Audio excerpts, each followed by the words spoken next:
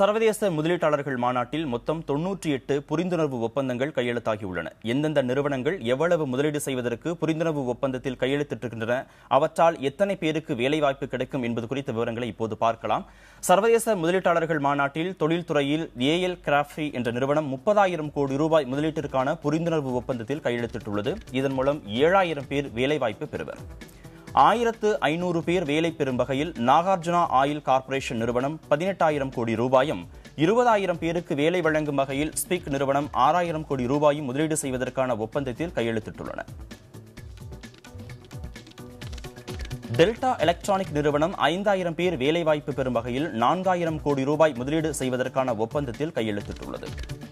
இதேபோல் எரிசக்தி துறையில் IL&FS தமிழ்நாடு பவர் கம்பெனி நிறுவனம் 16,000 கோடியும், OPG பவர் வெஞ்சூஸ் PLC நிறுவனம் 24,380 கோடி ரூபாயும் முதலீடு செய்துள்ளன.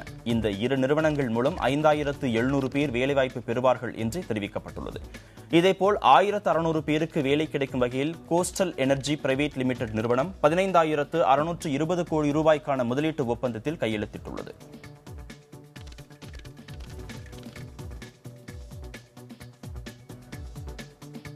தகவல் தொழில்நுட்பத்துறையில் ஜோஹோ குழுமம் 10,000 பேருக்கு வேலைவாய்ப்பு அளிக்கும் வகையில் 3,000 கோடிக்கான ஒப்பந்தத்தை நிறைவேற்றியுள்ளது. WS இண்டஸ்ட்ரீஸ் இந்தியா நிறுவனம் மற்றும் WS எலக்ட்ரிக்கல்ஸ் நிறுவனம் 2,579 கோடி ரூபாய் முதலீடு செய்துள்ளது.